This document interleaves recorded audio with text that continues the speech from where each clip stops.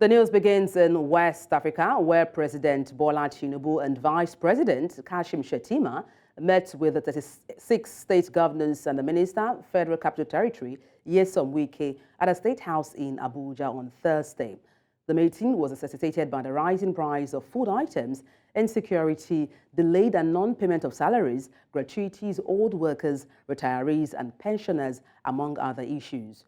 President Tinubu informed the governors that the federal government will work with them and the National Assembly towards putting in place a mechanism that will engender state police instead of vigilantes that are being used in some states.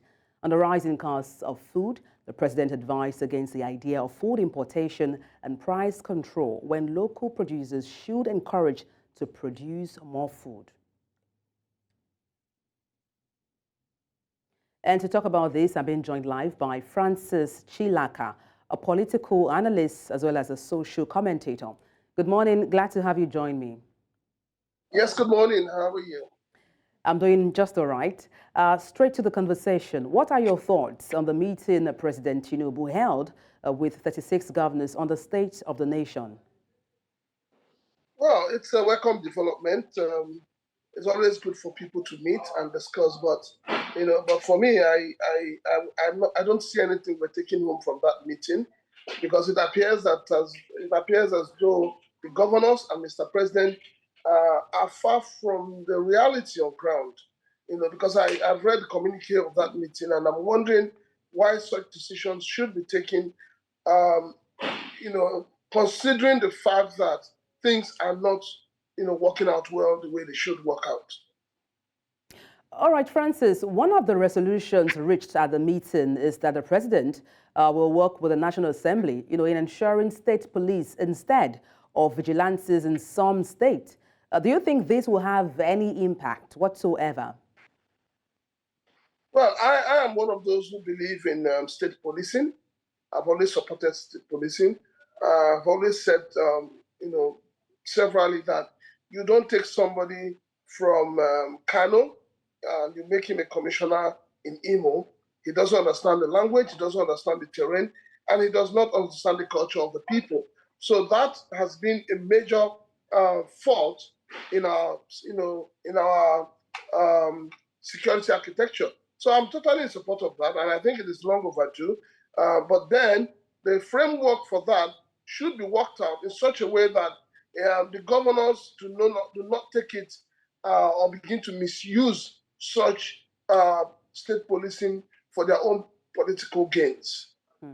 Now, beyond state policing, there were talks about the state government and also the federal government collaborating to increase local food production. How workable is this?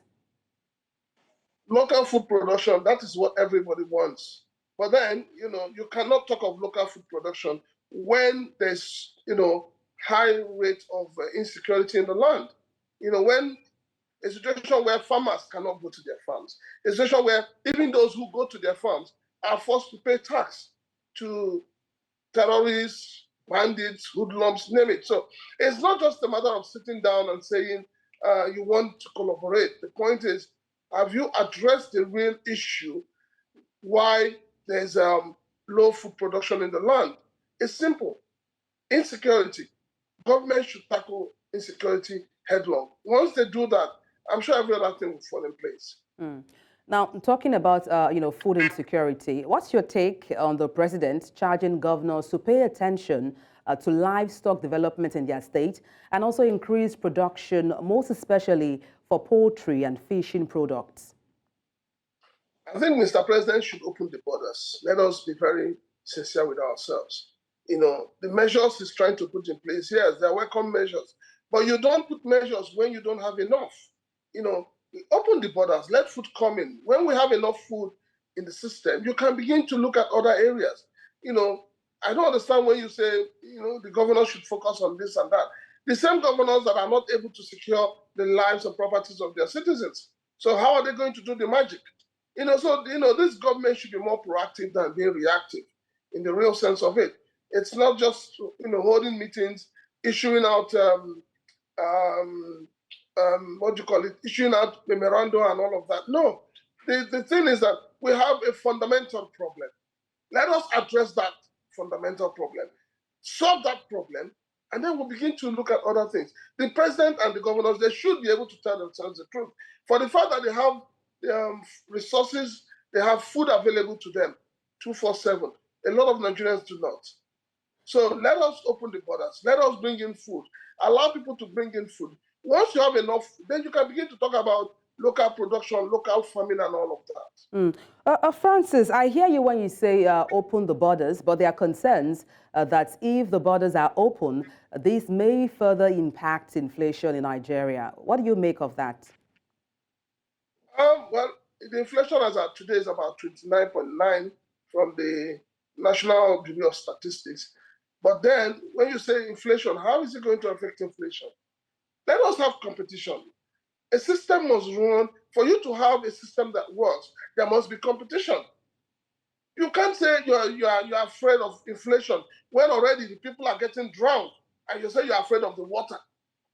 It doesn't work. So I don't understand when government is saying about inflation. Already we're heading towards super inflation, because already we are 29.9. I'm sure by the end of the month we'll be talking about 30-31%. So let the food come in. When the food comes in, there's going to be competition. It will even bring down prices. And that's why you allow, different people to make production. But right now, Nigeria is not producing because of the insecurity in the land. So yeah, apologies to butt in there, Francis. Beyond insecurity, which you have rightly referenced as a cause of food insecurity in Nigeria, what else can we do in addressing the food insecurity or shortage that we have in Nigeria? Well, for me, what we should do right now, I keep saying it, is we need to open the borders. We need to allow food to enter into the system. We need to allow the food to circulate in the system. The government needs to provide security for farmers to go to the farms and bring in food.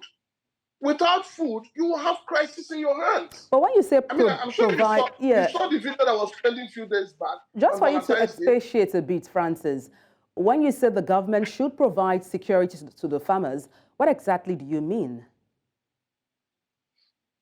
I don't know how much of information you have about what's happening in the north, but I have friends in the north who keep saying that they cannot go to their farms, even to harvest. Those who have been able to go to harvest, in the night, they have bandits coming to ask them for taxes. It's not supposed to be like this. So government needs to provide security for those farmers, secure their lives and properties. Once they are secured, food will be available. But in a situation where people can no longer go to farm, how do you want the food to come? Is it magic? Is it by saying, "Oh, let there be food and there is food"? No, we're not in those days when you turn stone into bread. No. We're faced with a reality, and the reality is that there's food scarcity in Nigeria. Let us admit it. Let the government admit it. And when they admit it, they ask, what is the core reason? What is the problem? Why do we have food scarcity? The first reason why we have food scarcity is that farmers are not going to their farms. Why are they not going to their farms? They are scared of being killed by bandits, by terrorists. Address this issue, and you will see that there will be a change in the system. And that's a fine place to leave it. Thank you so much for your expertise on the news. Francis Chilaka, a political analyst and a social commentator. Thank you once again. Thank you. And now to politics, where election stakeholders have called for the establishment of specialized election court that will handle all pre- and post-election disputes to enable their timely resolutions. They say with the increasing number of litigations recorded from 2023 elections, there is a need to improve the process and amend the nation's electoral act. And this is to reduce the time election tribunals take in resolving disputes. Our correspondent Idong Joseph reports. Election litigations have become a regular feature in Nigeria's election cycle. This usually spans over disagreements with the conduct of party primaries to the election proper, including methods adopted for the declared results. And drawing from the 2023 general elections, About 1,209 petitions were filed by candidates and political parties challenging the entire electoral process. One organization which has monitored the 2023 general elections disputes says that there has been an upsurge in petitions over grievances against the process, but expressed concerns over the delay in resolving the disputes at the courts. The whole process of court is a difficult process to prove your case and win at the court, because the whole process is cumbersome. One of the things we want to see is that justice is thoroughly done, not on the basis of technicality, on the basis of the substance of the matter. At this panel discussion, which reviewed the entire litigation process of some election dispute cases, stakeholders here say the conflicting decision between the electoral body and the judiciary is eroding confidence on the electoral process. Whether the ballot box, should be the final determinant of an election, or the courtroom should be the final determinant, because I think as a commission, it needs to be recognized that the two elements are part of a single legal process. If they say it was not issued by them, he wins. If they say that this is the authentic certificate we issue to this man, that is the end of the petition. So in that case, you cannot say it is the court that is returning somebody as winner of the election. No. The executive director of King Park's Development Initiative is calling for a special court to lessen the overwhelming caseload of election disputes. What we have now, where you have loads of cases and the court is busy for 2 years handling the election matter and then abandon their regular job, is it a sustainable process? So we should be looking at probably we have a special court for electoral matters, because it looks like it has come to stay. Stakeholders have called for a review of current legislation to reduce the litigation timeline, as they say this is too long when placed side by side with the swearing-in of candidates. In Abuja for News Central, I am Idong Joseph. Luck ran out of an alleged notorious drug baroness in Umuahia after the Homeland Security, in conjunction with the National Drug Law Enforcement Agency, busted her den. Identified as Tinubu and VP, she is said to be the daughter of the notorious Joe King Jaguar, who is now late. News Central's Chiwogele reports. The raid, which lasted for hours between Wednesday, the 14th of February to Thursday, the 15th of February 2024, in her father's house, saw to the recovery of some exhibits which included substances believed to be narcotics, sums of money, among other items. During the sting operation, some other suspects were also arrested. Of the Governor of Abia State on Homeland Security, in collaboration with the National Drug Law Enforcement Agency, NDLEA, Abia State Command conducted a successful joint operation on the premises of one Miss Adebola at number 23 Arochukwu Street by Calabar Road, Umuahia, where the joint team seized a very, very large amount of prohibited drugs. According to the Senior Special Assistant to Governor Alex Oti on Homeland Security, Mr. Chukwunenye Alajemba, the state government will not tolerate any form of vice in any guise, hence would go any length to fish out all those causing threats to life in the state. Abia State is not a safe haven for any criminal. No drug law is allowed to exist here in Abia State. This is the command of the Governor of Abia State, and this is a command that we must all take. Today, Umuahia is going to heave a very good sigh of relief, because this woman has ravaged our sons and our daughters. People are dying from drugs. Also, the Deputy Governor, Mr. Ikechukwu Emeto, warned all such persons who peddle hard drugs in the state to desist forthwith or carry their trade elsewhere. Stay away from Abia State. We don't need you. You are not part of the development of the state. We need peace-loving people, those that want to develop the state. Drugs can't develop Abia State. We want our youth to be safe and very useful to the government of Abia State. This situation is not new to the family of Tinubu and VP, who was said to be a lawyer, as her late father was a constant visitor of the prisons when he was alive for the same offenses. In Umuahia for News Central, Chinwe Ugele. Nigeria's Senate has described as illegal the 2.59 trillion naira tax creditor scheme introduced by former President Muhammadu Buhari for road construction across the country. And this was the Senate's Committee on Finance met with representatives of the nation's national oil company and the leadership of the Federal Inland Revenue Service. Amadine Uyi reports. This Senate committee meeting was called at the instance of the Senate Committee on Finance and had in attendance representatives from both the Federal Inland Revenue Service and the Nigerian National Oil Company Limited. The committee investigating income generated by the nation's oil company expressed displeasure at the management of the funds, especially as it was used to offset infrastructure construction liabilities of the federal government. The Constitution has said it. Every revenue accruing to the government should go to the Consolidated Revenue Fund. Notwithstanding, even if an NPC is a limited liability company, no matter what the circumstances look like, to correct what you think is not right. This is actually the purpose of this meeting. But, you know, we are part of the government. We are all one government.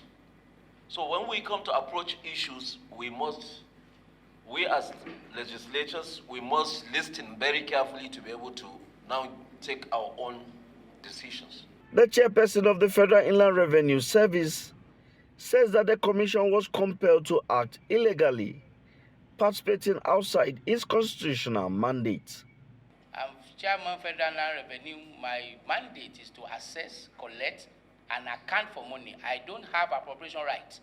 And that is why you see the delay in the payment. I did not approve any payment, and I'm not ready to approve because it is not in the law for me to be appropriating the money I'm collecting. There are reasons why we have rules and laws. The first thing for any project is that you appropriate for it in National Assembly, and that is where you have all the rights to monitor and do all sorts. It is not my duty or NNPC duty or any company duty, for that matter, to tell us when you have tax, you must use it for road. In reply, representatives of the nation's national oil company, however, absolved the company from allegations of spending income generated without approval by the parliament. It's very important to dispel the rumors and fake news out there in the public. What is this $3.3 billion facility for? It is an NNPC initiative. NNPC is a limited liability company. This is a pre-export financing, and it's basically a forward sale of crude oil over the next 5 years, for which we receive money upfront.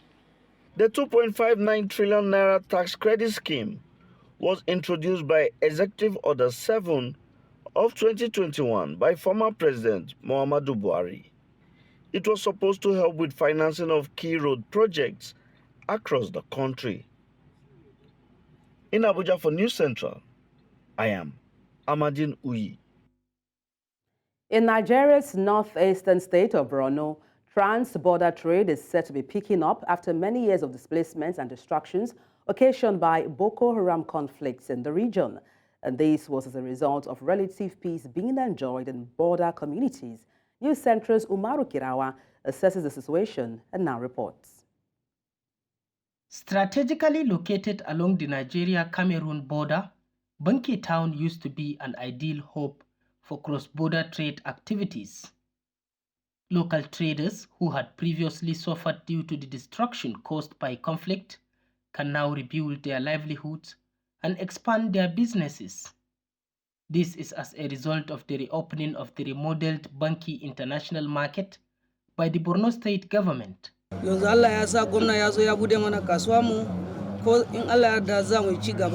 With its modern facilities and improved security, local traders can now confidently engage in trade, contributing to the growth of both the local and national economy.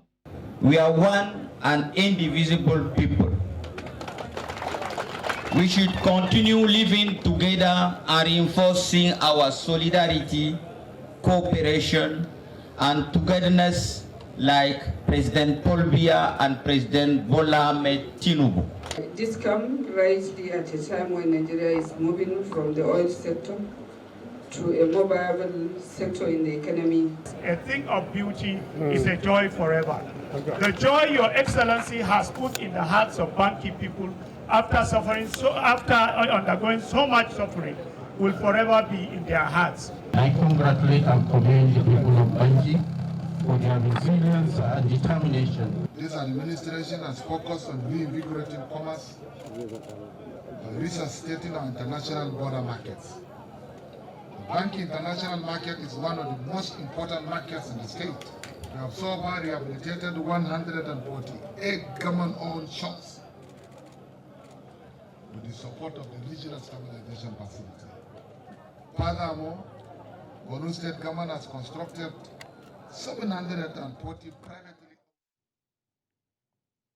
Parenting in this day and time incorporates technology, mental health awareness, and children's rights. In Nigeria, parenting still holds fast the culture and tradition, although trends are slowly changing. Experts, however, called for spending more time and attention in raising successful children. News Centre's Omolola Ololade has details. In the past 2 or 3 decades, Nigerian parents can easily wink at their children and he or she completely understand. It was a means of non-verbal communication between both parties, especially when a parent is trying to communicate with the child without a third party getting involved. To this parent, it was a means of disciplining the child. In the past, parenting in Nigeria was deeply rooted in communal practices. Parenting in Nigeria has undergone significant changes over time, reflecting the interplay between tradition and modernity. Some Nigerian parents say raising children, especially in today's world, is the foundation of the parent's upbringing, while emphasizing the traditional way of disciplining children. When you have a good foundation, the mother or the parent have a good foundation, definitely it will affect the child. We go to a party now, my mom will give us food, they will serve a lot of people. When it gets to our turn, my mom will jump us. But now, your daughter or your son will say, Mommy, why you jump me? So I think then it's far better than now. So even smack the child self, you say, when I smack the child will be sick. Yeah, something will happen. It's me that it will not be my problem. Yeah, it is not that I will not be taking care of it. But then, our parents doesn't look like that. And we are very strong. They use the beating to correct our brain, to reset our brain, but not now. Children of nowadays, they are spoiled. Beyond finding the right means to discipline the child these days, experts say parenting in the 21st century is no easy feat, as parents must navigate challenges like technological advancement, cultural changes, economic constraints, and parenting styles to raise morally upright kids who in turn become responsible adults in the society. Methods have changed. Our parents have leveraged on skill over friendship. Now the vice versa is the case and is the new trend.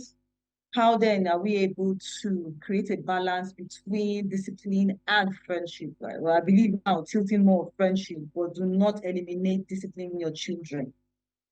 While the dynamics of parenting may have evolved in recent years, experts believe raising children successfully still requires devoting more time and attention to necessary resources. In Lagos, for News Central, Omolola Ololade.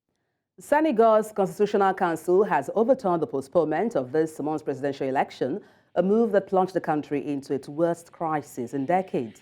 The council said the law adopted by the parliament on February 5, which delayed the election for 10 months and thus kept President Macky Sall in office, was unconstitutional. Sall's move provoked widespread outcry from Senegal's opposition and civil society, who decried it as a constitutional coup. It prompted violent protests, during which 3 people died and dozens were arrested. The Senegalese have celebrated as several government opponents are released from the Ruby's prison in Senegal amid a political crisis that has gripped the country since the presidential election was delayed. Now, several government opponents were released from the prison in Senegal on Thursday. The move is seen as President Macky attempting to placate the population, as was predicted after violent protests and worldwide alarm erupted in response to the decision earlier this month to postpone the election that was scheduled for February 25. 3 people have been killed during demonstrations, with security forces repressing attempts to mobilize. Oui, je suis très fier et je peux dire que c'est une libération très bien méritée parce que je me dis que j'ai rien fait, absolument rien fait. Ils m'ont trouvé chez moi, ils m'ont arrêté, ils m'ont collé des motifs inexistants, ce qui est inconcevable dans un pays démocratique. Nous demandons la libération de nos camarades, nous demandons la libération de tous les détenus politiques, plus précisément le président Ousmane Sonko, Bassirou Diomaye et autres. Au moment où j'ai passé la porte, je peux dire que bon, j'ai passé des sentiments de tristesse parce que j'ai laissé mes camarades derrière moi. Et même si je suis heureux d'une part, d'autre part, je peux dire que je suis triste parce qu'il y a des camarades que j'ai laissés derrière moi. Et nous demandons leur libération immédiate et sans condition. Et nous exigeons une fois de plus à Macky Sall d'organiser les élections le plus vite possible. Il doit quitter. Ministers from Burkina Faso, Mali and Niger met in the Burkinabe capital on Thursday to discuss creating a confederation. The 3 military regimes formed the Defense and Economic Pact, the Alliance of Sahel States, in September. Burkina's Defense Minister, General Kassoum Koulibaly, said the talks in Ouagadougou were an opportunity to pursue the implementation of instruments, mechanisms and procedures and the legal architecture of the confederation. Foreign ministers of the 3 nations backed the creation of a confederation as part of a long-term goal of uniting the West African neighbors within a federation at a meeting in December in the Malian capital, Bamako. Cette réunion a pour objectif, entre autres, de réviser la charte de l'AES et d'élaborer, suite à la sage et historique décision de nos États, de nos chefs d'État, un traité portant création de la Confédération favorisera sans nul doute la mise en place d'une architecture institutionnelle. Notre décision de retrait est irréversible et il est plus que nécessaire pour la CEDEAO de comprendre que ni les leçons données, ni le dictat, ni les menaces violées, ni les intimidations, ni les diversions, ni les tentatives de déstabilisation de tous ordres ne sauraient nous détourner de nos objectifs communs de vaincre le terrorisme, mettre nos pays sur les chantiers du développement et exercer notre pleine souveraineté. Protests against Rwanda and Western countries spread through the Eastern Democratic Republic of Congo on Thursday, with demonstrators accusing them of complicity with a rebel group that has wreaked havoc in the region. In Bukavu, the capital of Sud Kivu province, hundreds of people calmly marched to demand the liberation of parts of neighboring North Kivu occupied by M23 guerrillas. The March 23 movement, a largely Tutsi group, has been on the offensive over the past 2 years in North Kivu, with combat recently intensifying around the provincial capital, Goma. Now, Western governments and the United Nations accuse Rwanda of supporting the M23 through Kigali, though Kigali denies the claim.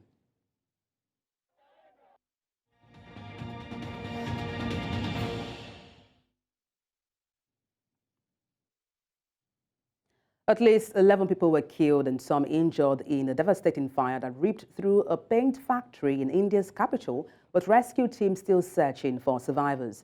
The fire broke out on a New Delhi's northern outskirts late Thursday, and fire services said the fire had since been contained and the cause of the blast was yet to be determined. The factory accidents are common across India, with owners often ignoring basic safety requirements and operating without permit.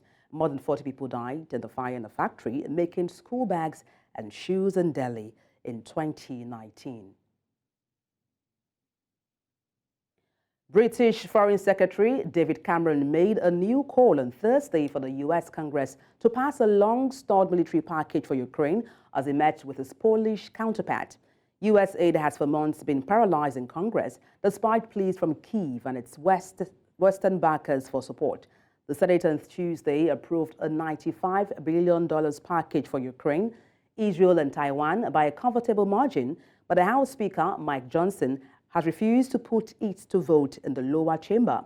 During his visits to Poland, Cameron said every country around the world will be watching the U.S. decision to see if Western countries are reliable allies. We must not let Putin think he can outweight us or last us out. And that's why this vote in Congress is so crucial. And I say this as someone who is not wanting in any way to lecture American friends or tell American friends what to do. I say it as someone who has a deep and abiding love of the United States, of their democracy, of their belief in freedom, but as someone who really believes in the importance of our alliance.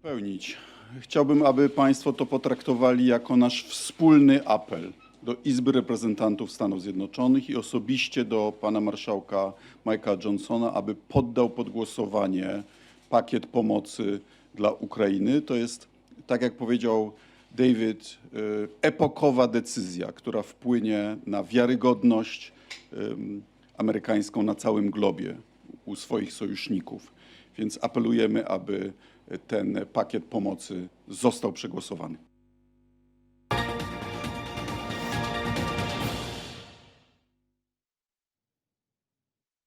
38-year-old South African artist Esther Malangu is exhibiting a retrospective of her work at the Iziko South African National Gallery in Cape Town until August. Recognized globally for her vibrant art, Malangu was among the first to paint traditional Ndebele motifs on canvas using colorful acrylics. The South African artist says she has no plans to retire and will continue to assist, preserve and promote her culture around the world. And to talk about these, I've been joined by Craig Mark, the project director for the Esther Malangu retrospective. Good morning from here. It's a pleasure to have you join me, Craig. Good morning. Thanks for having me. All right. Could you provide us, an overview of the Esther Malangu retrospective exhibition? What themes or artworks are included? So a retrospective exhibition is a non-commercial show. It usually tells the story of an artist's career over a period. So the idea is not to sell works, it's to approach collectors around the world and invite them to loan works to us so that we can show these works to the public and give them an opportunity to see works that typically would be in a collector's apartment in New York, and they would never get the opportunity to see them. Esther Malangu has been painting now for 88 years, and she learned how to paint from her mother and grandmother because she's from the Ndebele nation, and that's a tradition of the Ndebele nation. But over the course of her exhibitions that she did in Paris and collaborations with BMW in 1991, being the first African and the first woman to be invited to create a BMW art car, she became very much a woman of the world, traveling, collaborating. So she occupies this very interesting space between the traditional and the contemporary worlds, which is very unusual. And this exhibition features over 100 works from a wide period, starting around 1990 and running all the way through to 2023. But so far, how would you describe the reception of these exhibitions by public and even arts communities in Cape Town? All the buzz is around this exhibition, recognizing Dr. Esther Malangu for her valuable contribution. And very few South African, especially South African Black women, have been recognized who were born in that period of 1935. It's just very unusual. And it's very unusual for South African born in that era to have such a strong global, reach and following. So you've had over 20 international media flying into South Africa, especially for this opening. You got many of the world's most respected museums having flown in to see it as well. And the idea would be to tour this this museum show globally to give international audiences the opportunity to see it.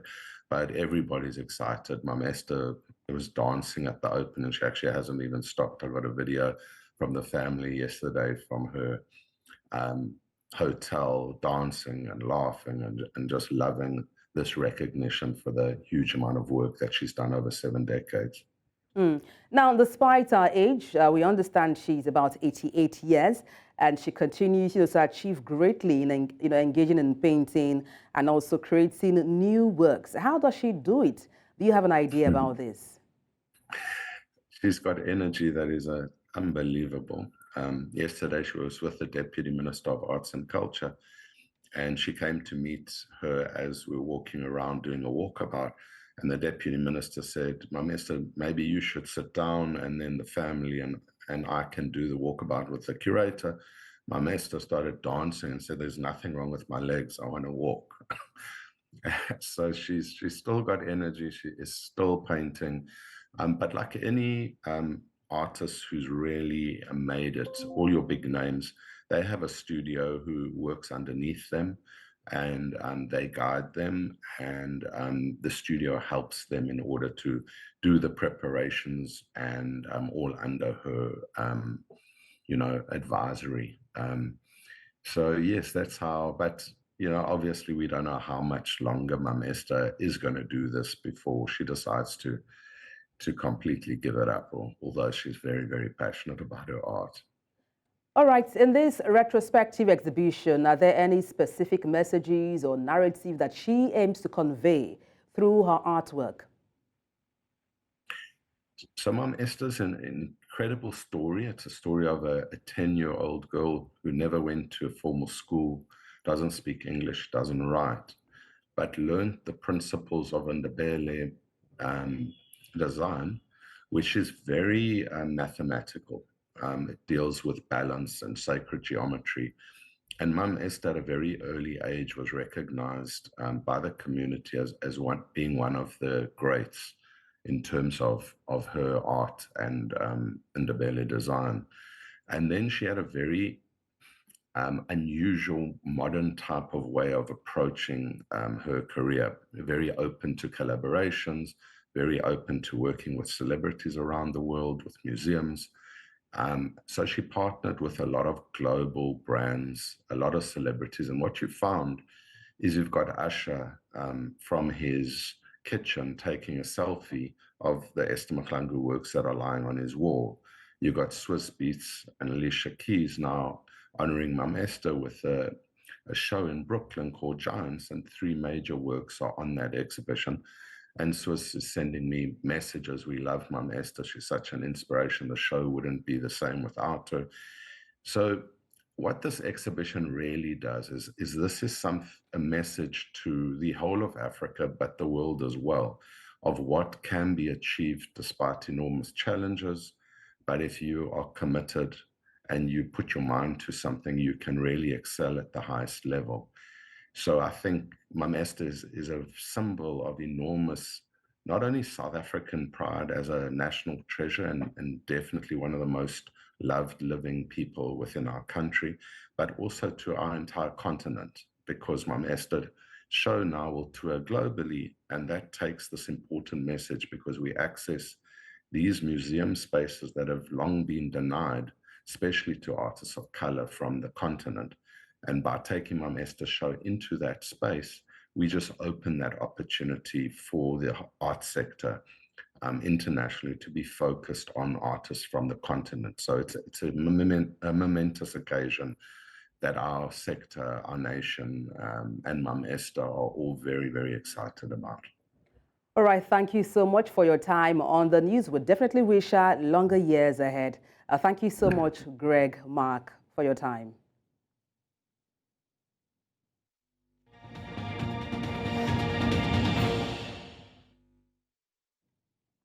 A CEO, Nigerians in Diaspora Commission, NIDCOM, Abike Dabirierawa, has commended the Super Eagles captain, Ahmed Musa, for being an exemplary Nigerian diaspora and a great mentor of Nigerian youth.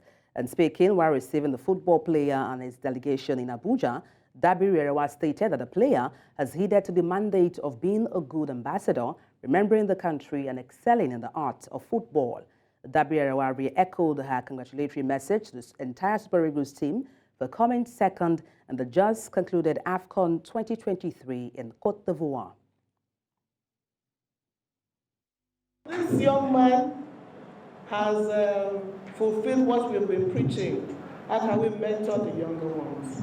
How can we make them grow? They see you as role models. What can we all do together to lift our society? You know, you have done this and you're leaving a great legacy. And we hope that others will learn from you. You know, success, as I always say, is not about age, it's not about character. It's not about how much money you have, but it's about how many lives you're able to touch. These academies you have built, you are touching lives all over Nigeria. And we appreciate you, we commend you, we celebrate you, and we want every other person to do what you're doing. When I see myself, I think about where I started, because I never believed that I'm going to be someone like this today.